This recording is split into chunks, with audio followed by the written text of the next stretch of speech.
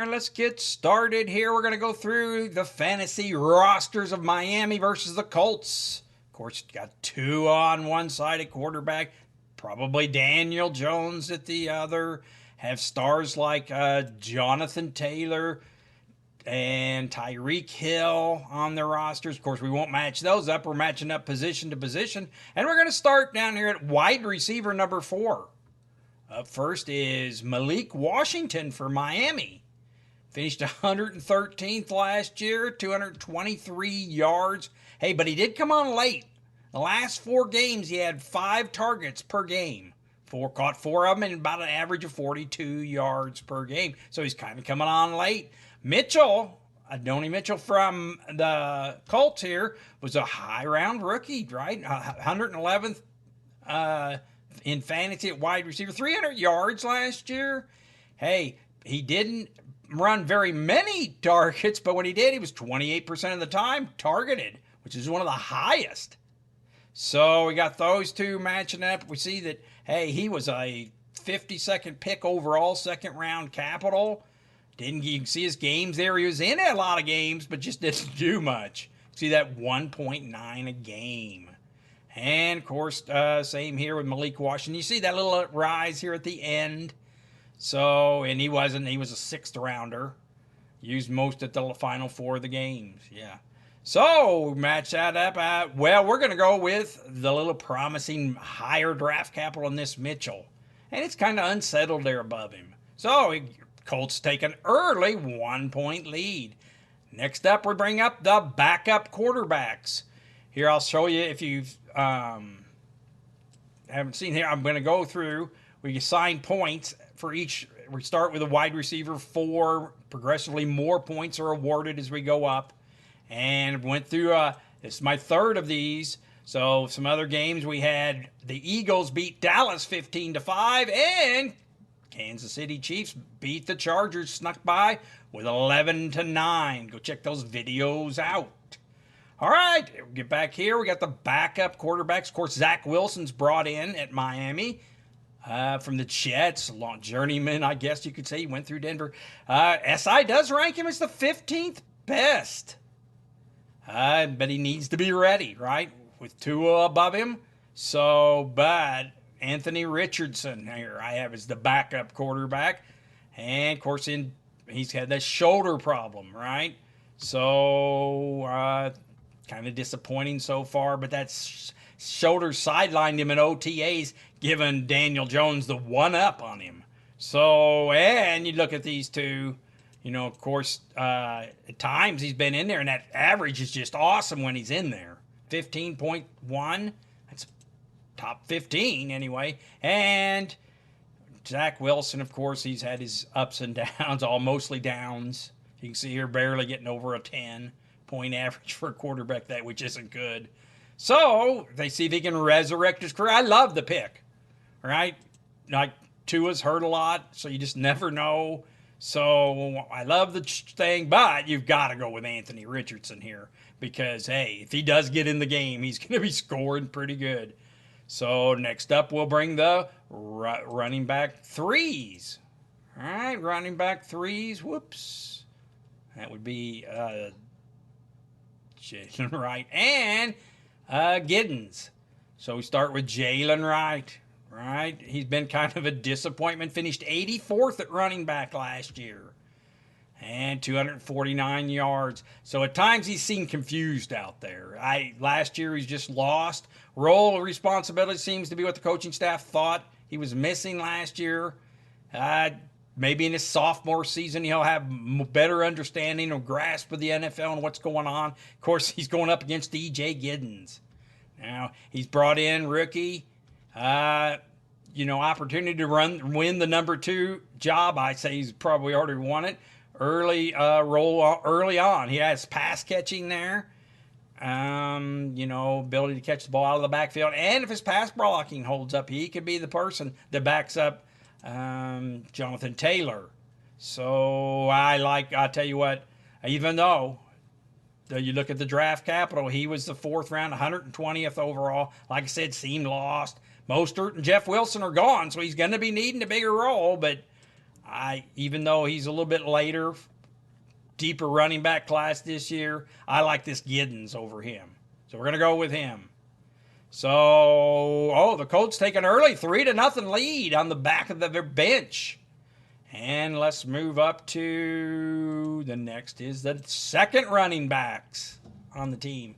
I have Madison, free agent signing for Miami, brought in. Of course, like we said, they lost Mostert and Wilson.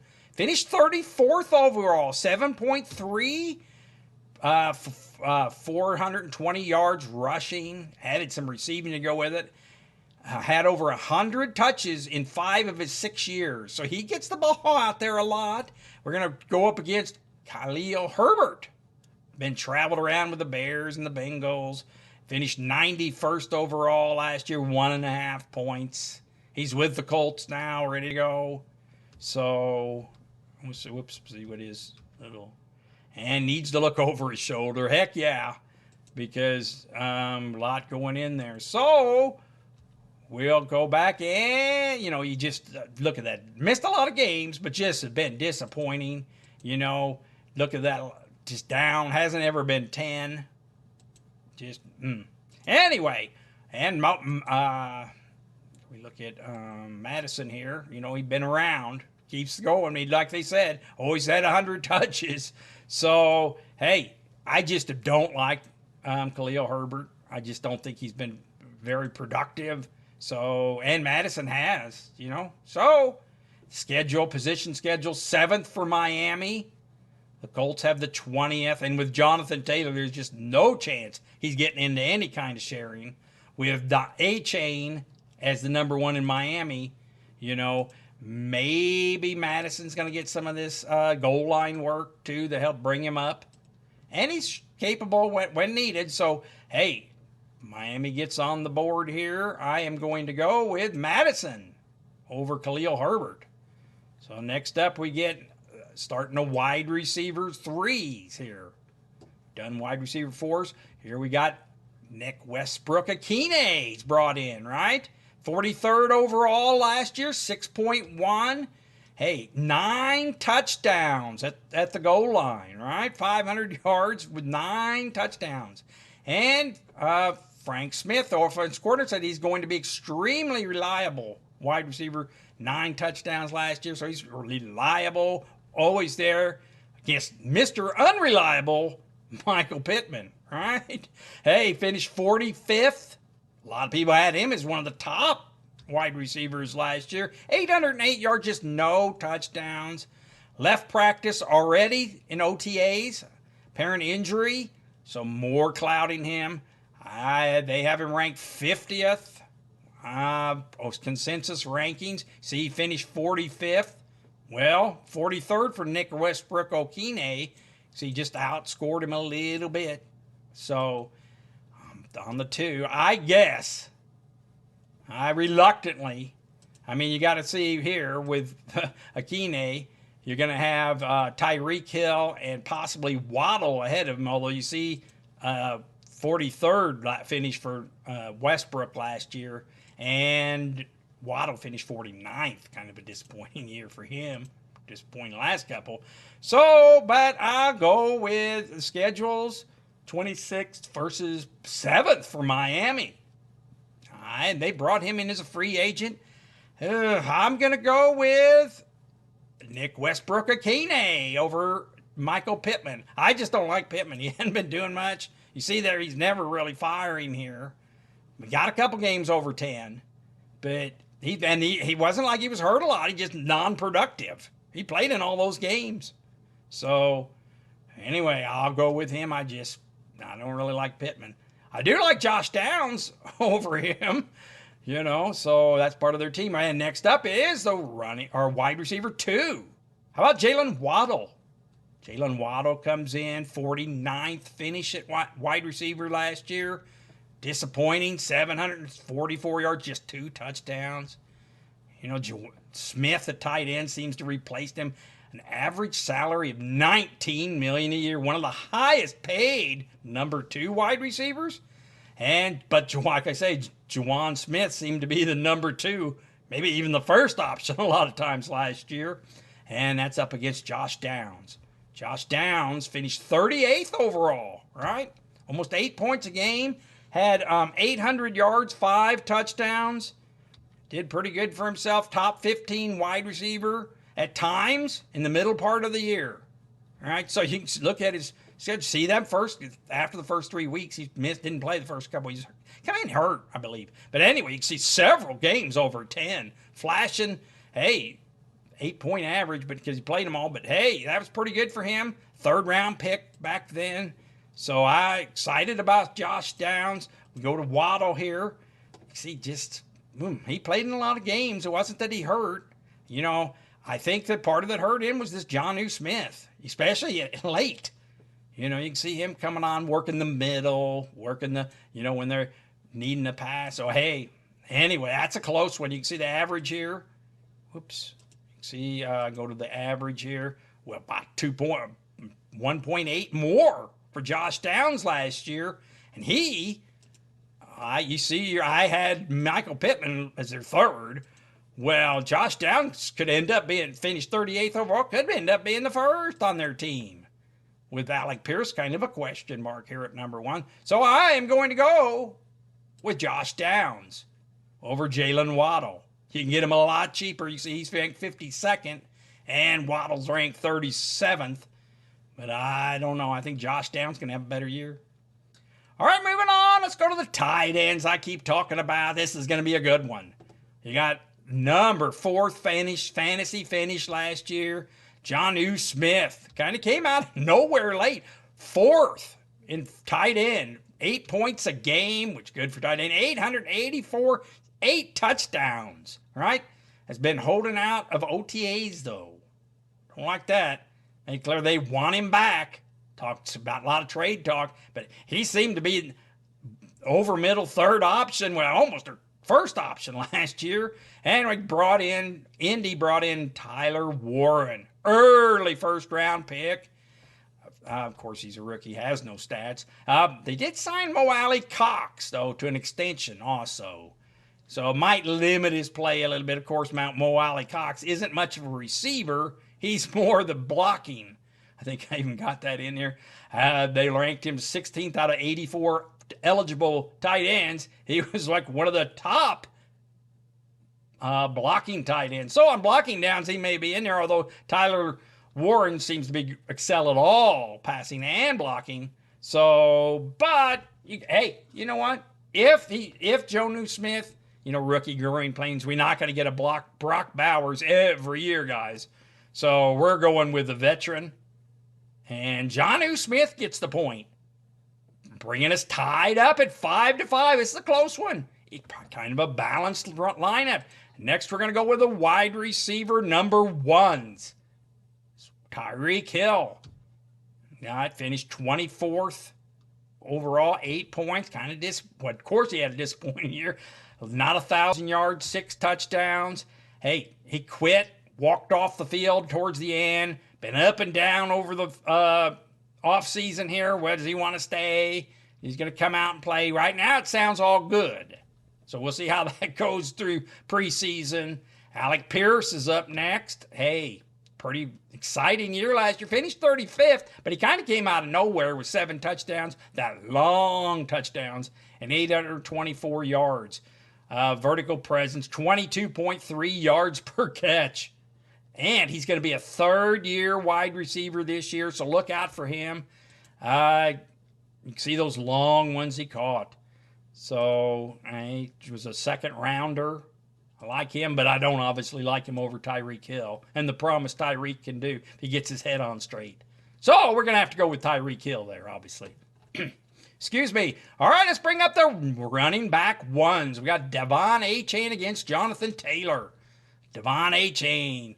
Multifaceted, track man, speed to burn, right? Fantasy average 13, finished 9th overall at running back. 6 touchdowns receiving, not 1,000 yards rushing, but those receiving he had 6 touchdowns. High volume pass catching, great for PPR, right? You're going to have him there for, if you have PPR leagues, you're going to want him in there. All those catches, we'll get to that in a minute. Fantasy finished 8th for Jonathan Taylor, 16 points a game. All right, Jonathan Taylor, 1,400 yards, 11 touchdowns rushing, league leading 627 yards and 6 touchdowns in the last 4 games. Really came back on there at the end. And you see A-Chain here, though, that receiving we're talking about, almost 600 yards receiving, 6 touchdowns, finished 9th overall. We take a look at his schedule for next year, 7th. That's pretty good. All right? But and Indy's isn't so good, but Jonathan Taylor is their man. I mean, we looked at that the other day. His yearly, look at those. Just up over near 15. He was 16 last year. So we take a look at that average. 16 compared to 13. And we're going to have to go, obviously, with Jonathan Taylor as getting the points. So we're tied up 8-8 going into the quarterbacks. And we got Tua versus Daniel Jones. Tua, of course, finished 24th last year at quarterback. 14-point average when he's in there. And, of course, that's the problem. Dice roll every game. Is he going to be in there? 4 games missed after another concussion last year. Getting a lot of those concussions. You see the games missed here. And one thing I'll mention here is his yards rushing. 0. Touchdowns, 49 yards. You can't run him. Heck, that's just opening up, inviting a concussion. So they're taking him up against Daniel Jones. This will be interesting. Sean Steichen's been doing pretty good with what he's had to work with. And, of course, Daniel Jones finished 27th last year. Didn't play the whole year. Daniel Jones revive his career and get the best out of him they have. So he's the best quarterback they've got. You know, you can see he didn't play towards the end. It was averaging 2.3. But, hey, look at that running. A little bit of running, get that over the whole year. That's going to be 500 yards, 4 touchdowns. Daniel Jones is known for running. You can see 71% of his points came from passing, while 30 came from running. Hey, we contrast that with Tua. 97% of his points come from passing. You're not going to get any running, and he shouldn't. Avoid injuries, right? Well, that's just part of fantasy, though. When you're looking at their averages, Tua does win, and of course, look at their schedule. Tua has the 11th schedule. And even though it's 27th for Daniel Jones. So, you know, if I'll tell you what, if I'm a bet, I'm going to go with Tua. And Miami's going to win. And we'll have them as the winner. But I'll tell you what, if I was a betting man and there was some sort of betting thing, and who's going to have the better year, and if it was weighted towards Tua, I would take that little bit of luck on Daniel Jones. That would be the better bet. Just because you don't know about how long Tua can be in there and is he going to get hurt. So, all right. So Miami wins 12-8 on the strength of Tua. The promise, anyway. All right, let's take a look at this.